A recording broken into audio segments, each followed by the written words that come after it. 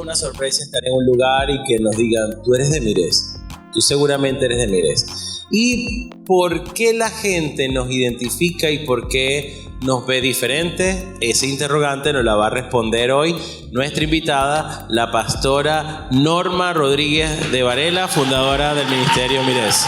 Bienvenida.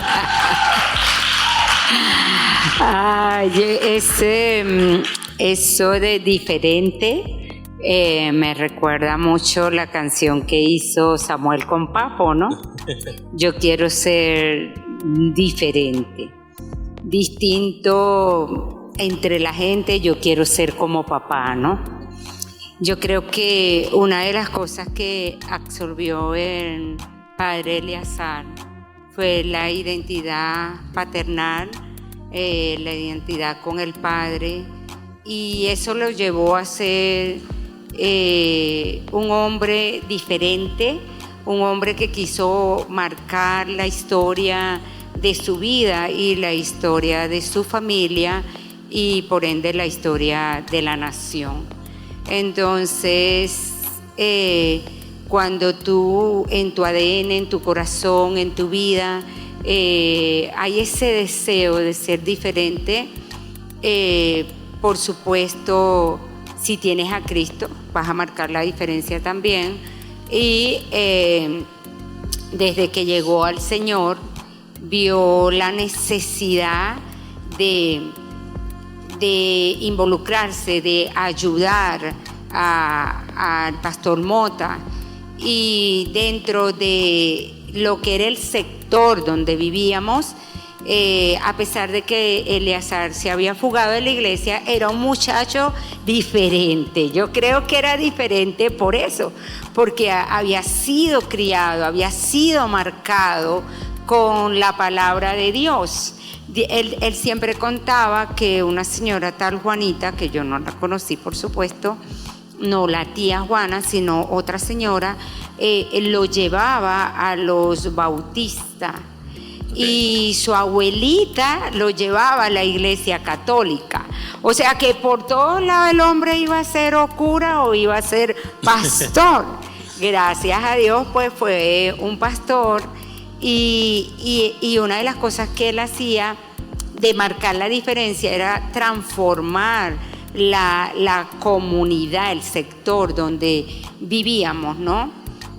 Creo que se parecía mucho a los primeros cristianos, okay, porque los primeros cristianos se hicieron sentir mucho, ¿no? En Antioquía, a lo largo de todo el recorrido que ellos hicieron, se hicieron mucho sentir. De hecho decían que eran locos, porque decían, llegaron los que trastornan al mundo, ¿no? Y yo creo que Eleazar estaba un poco trastornado. Y si tuviéramos que decir las características de una persona de Mires, porque recordemos que Mires está presente, ya son 16 ciudades del mundo, y aquí en Venezuela estamos totalizando y estamos cerca ya de 40 iglesias a nivel nacional. ¿Cómo definiría ese hombre o esa mujer de Mires? Número uno, porque la gente de Mires son gente con visión. Otra de las cosas que tiene Mires es pasión, ¿ok? Y somos soñadores, somos gente soñadoras. Y otra de las cosas que es muy cultural en Mires, marcar la vida de los servidores en lo que es el servicio a Dios. Creo que desde que inició Mires, yo recuerdo el tiempo de Meris, no sé si te acuerdas. Sí, claro. En el CCT, ¿no? Las hermanas se mandaban a hacer los trajes y se le empezó a dar la cultura de poder ponerse su ropa, sus atuendos, de modo que pudiera cada persona dar un protocolo de excelencia. Entonces dice que toda excelencia va a producir la envidia, Y yo creo que una de las cosas que ha desatado mucho mirez ante mucha gente ha sido mucha envidia, ¿ok? Dice que la envidia es la peor brujería. ¿Tú has escuchado eso? Esa es una de las frases que la gente dice. Incluso hay muchas personas que dicen, no, me cuido de la envidia. Pero bueno, y quiero entrar, qué bueno este conector que usó, porque por encima de la envidia hay algo que es lo que Dios te dice, o esa palabra que Dios te da. Y una de las cosas que identifica a una persona de Mirez, que nos identifica, es que creemos la palabra. Yo recuerdo siempre desde muy niño escuchar la historia del pastor Eleazar y ustedes como fundadores, cuando el Señor le dice al pastor Eleazar, te entrego el este de Caracas. Eso fue una palabra. Ahora, hoy en día las personas están esperando tal vez un momento especial, un momento importante, y percibo, ojo, puede corregirme, pero percibo que muchas personas tal vez han dejado en un segundo plano la importancia que tiene una palabra. ¿Cómo nosotros podemos identificarnos con esa palabra que Dios nos da? Bueno, algo que también Dios usaba muchísimo al padre Eleazar era con el don profético, ¿no? Yo quizás manejo la profecía como una activación diferente en un sentido. A veces las personas ni siquiera se dan cuenta que estoy profetizando, ¿no? Pero el profetizar, el que profetiza, dice la palabra que el don profético prácticamente es hablar la palabra de Dios. Y a veces la gente tiene mucho misticismo y eso viene añadido a lo que es la cultura que traemos, ¿no? De adivinación, de brujería. Entonces a veces no somos libres y vivimos buscando personas que nos profeticen. Y a veces somos esclavos de estas personas porque manejan nuestras vidas. Y vamos donde el profeta, que el profeta nos direccione, que el profeta nos diga qué debo hacer, qué no debo hacer. Y si el profeta me dice tal cosa. Y es tanta mi creencia que a veces eso se termina cumpliendo por la parte de que sencillamente la palabra dice que si yo lo creo, va a ser, ¿no? Y entonces, ¿dónde queda mi relación con Dios, ¿no? Y ayer lo veíamos dentro del discipulado, que a ti te pueden reemplazar, ¿ok? Tú puedes creer que Luisa te quiere mucho, y te ama. ¿Tú lo crees o no? Claro que lo creo, así ¿Y si estoy tú seguro. si te mueres? Bueno, me conoceré en el cielo al compadre. Te reemplaza, Así. Se divorcian, Dios te guarde, te reemplaza. Pero la oración no es reemplazable, ¿no? Entonces, cuando uno entiende que todo parte de mi creencia, ¿no? Y de mi nivel de relación que yo manejo con mi vida devocional, con mi vida de oración, pero algo que tiene Mirez es que esa manera de el padre Eleazar activar la palabra, esa manera como él predicaba la palabra, ese don profético, porque aún él tuvo que aprender a profetizar, porque él también agarraba y le decía a las personas, sí te dice el Señor, y tú tienes tal cosa, y la gente le huía, la gente le temblaba, la gente le tenía miedo. Cuando se le activaba el don profético, la gente que tenía cable pelado corría, ¿no? Para que no me sacaran los trapitos. Y yo a veces le decía, papi, por favor, fíltrala, ¿no? O llama a la persona aparte, porque Dios no avergüenza a nadie. Trata de llamarlo aparte, no te metas en problemas. Entonces, ¿sabe? Pero lo importante que es la activación de la palabra. Cuando nosotros tomamos esa dirección profética y año tras año, aunque el padre Eleazar hoy no está, nosotros manejamos la palabra con la activación profética, con una dirección profética para ese próximo año. Y aunque él se fue, nosotros seguimos manejando palabra profética, donde se da una palabra direccionada a través de la palabra de Dios. Y por eso yo te digo que la profecía es hablar la palabra de Dios. El que se levanta a predicar y a profetizar debe ser direccionado a través de la palabra de Dios.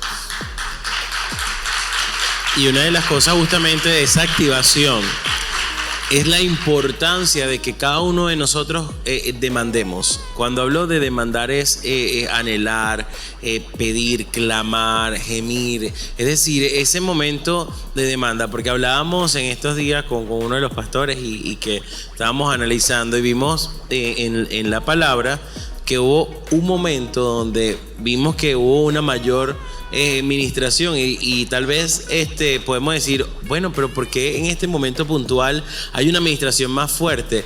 Pero lo que hay detrás de esa administración más fuerte es esa demanda que hay. Es decir, si nosotros demandamos más, recibimos más. Por eso es importante que cada vez que nosotros nos congreguemos, demandemos. En intimidad también podamos demandar. Ahora, ¿cómo haríamos para ejercitar esa demanda? Es decir, ¿qué cosas debo tener en cuenta para ser esa persona demandante de esa presencia y de esa administración de Dios? Bueno, nota que cuando Jesús llegaba a la casa de Marta, de María y de Lázaro, algo que le gustaba ir a esa casa era porque en esa casa había un espíritu de atención y un espíritu de servicio. En esa casa él tenía un amigo. No se dice que Lázaro era discípulo de Jesús, pero era un amigo de Jesús, y de hecho se sentía tan bien con él y lo amaba tanto que fue por la única persona que Jesús lloró. Y algo que fue y que debe ser para nosotros como esa enseñanza, era el espíritu que había en esa casa. Había un espíritu de adoración, había un espíritu de servicio y había un espíritu de amistad con el Señor. Y él descansaba mucho en la aldea de Betania y le gustaba pasar por la aldea de Betania. Y una de las cosas que él le enseñó a Marta fue a escoger el mejor lugar, que lo había escogido su hermana María, el cual no le sería quitado, ¿ok? Entonces, todos los lugares quizás no, para nosotros nos serán quitados, y pasaremos, por lo menos no hay alguien que tontamente, y digo tontamente porque los títulos a veces nos enferman y nos dañan tanto, dañan nuestro corazón. Porque algo que bueno, el poder, el dinero daña el corazón, ¿no? Y un título es saber nosotros que somos simplemente servidores del Señor, pero no hay alguien que se infle más y se enferme más que darle el título de pastor, ¿no?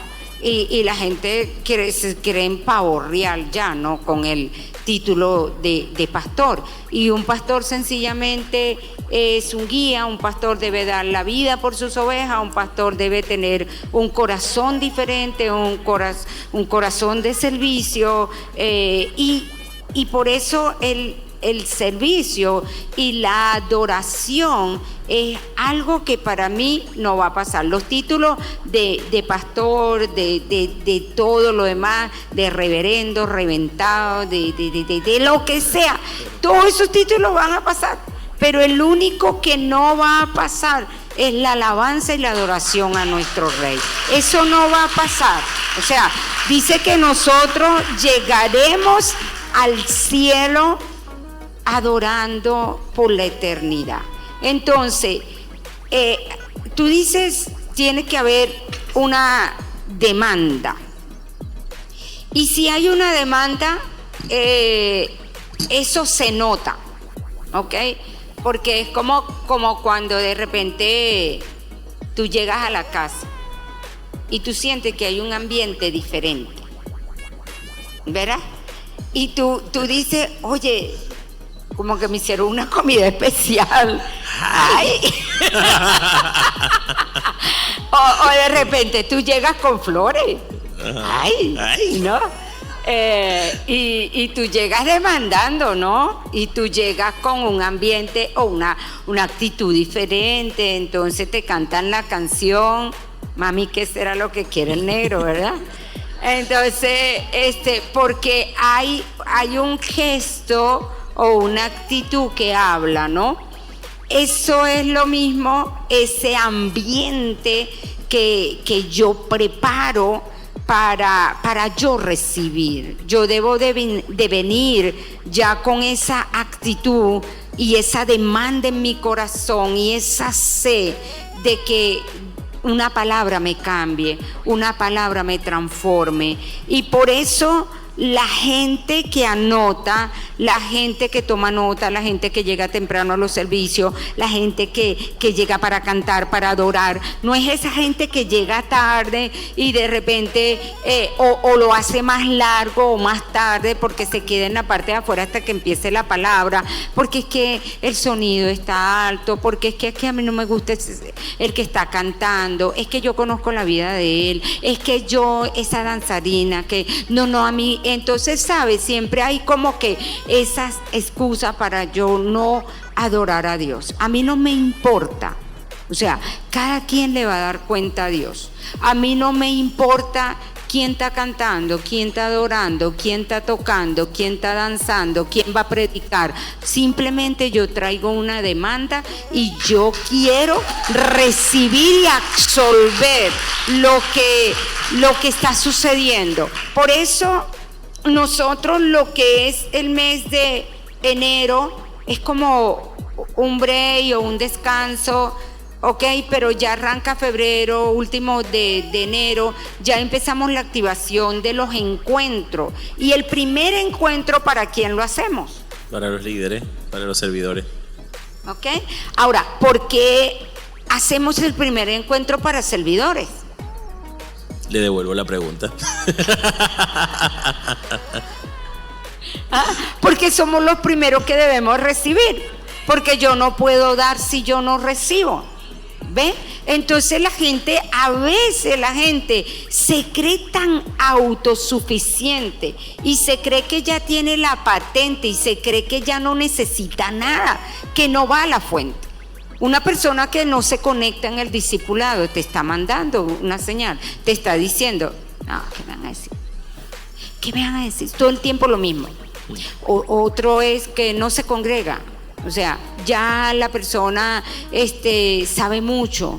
Ya la persona, tú le dices algo y la persona te argumenta, la persona, eso no es una actitud de tener una demanda en el corazón de él. Y por eso la arrogancia, la actividad, todo eso nosotros lo tenemos que llevar a los pies de Cristo, porque Él dice que nosotros nos debemos de humillar bajo la poderosa mano de Él. Nosotros debemos de, entre más alto Él nos eleve, más humilde nosotros debemos de ser en su presencia.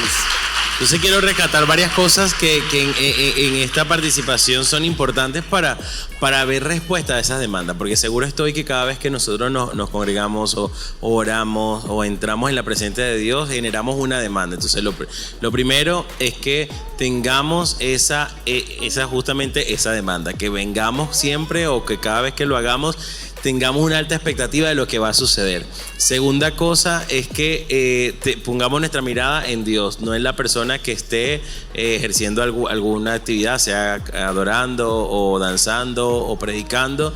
Tercero, importante, anotar. Nos decía que es importante anotar porque una palabra puede cambiar nuestra vida, una palabra puede activarnos y puede lograr ese cambio o incluso eso que Dios pues está desatando para nuestras vidas. Lo cuarto que nos hablaba es acerca de la humildad. Siempre ser personas dispuestas a aprender, personas que nos conectemos a la fuente, que mantengamos, mientras más alto Dios nos lleve, más con una actitud de aprendizaje aún mayor. Ahora, una de las cosas, porque bueno, el tiempo parece que lo adelantaron, el tiempo se va volando, pero ¿cómo lograr ser esas personas altamente demandantes? Ya nos dio varios principios, pero me gustaría enfocarme en esto, porque algo que nosotros vemos es que nosotros tenemos la gran bendición de poder cambiar la atmósfera, y tal vez alguna persona puede decir, pero ya eso es herejía, porque eso corresponde a Dios. No, pero es que cuando hay una demanda, y si no veamos la Biblia, por ejemplo, Ana, que hasta por borracha fue tomada. Si usted lee bien el contexto, el profeta, el sacerdote le dijo, mujer, está rascada. Y ella le dijo, no, ¿qué pasa? Respete. Digo, la trató de impía. Exacto. Y ella no, lo que estaba haciendo era un nivel de demanda que era grande. Y ella no le paró a lo que de alguna manera pensara el sacerdote, sino que ella derramó su alma. Y esto es un punto clave, y por eso me gustaría ver qué podemos aprender, porque sé que si nosotros, por ejemplo, el día de hoy, entramos con una demanda, pero sin importarnos el contexto, sin importarnos quién está al lado, y derramamos el corazón, cosas grandes empiezan a suceder. Es que yo creo que diste en la pieza clave y la persona correcta. Porque si Ana estuviera acá, no Norma, sino Ana, ¿qué te diría Ana? Hay claves que dio Ana para esa demanda. Ella deseaba y anhelaba tener un hijo. Para ella su problema era su rival. Para ella su problema era su Dios, que no le había otorgado la bendición de tener hijos. O sea, cuando tú tienes un problema en tu corazón hacia Dios, estamos graves, ¿no? Y el problema que ella veía era la penina, ¿no? Cuando Dios le derriba a ella todo eso del corazón de ella, porque ella se da cuenta que este hombre le dice, no te soy yo mejor que 10 hijos. O sea, ella dijo, no, entonces mi problema no es él, mi problema no es la penina, mi problema soy yo. Y ella entra en un profundo quebrantamiento. Primero que el llanto, el lloro, te rompe por dentro, te hace sensible. Hay gente que no llora. Así venga Cristo y los ángeles, la gente no llora. Y qué importantes son las lágrimas, porque hay dos niveles de quebrantamiento.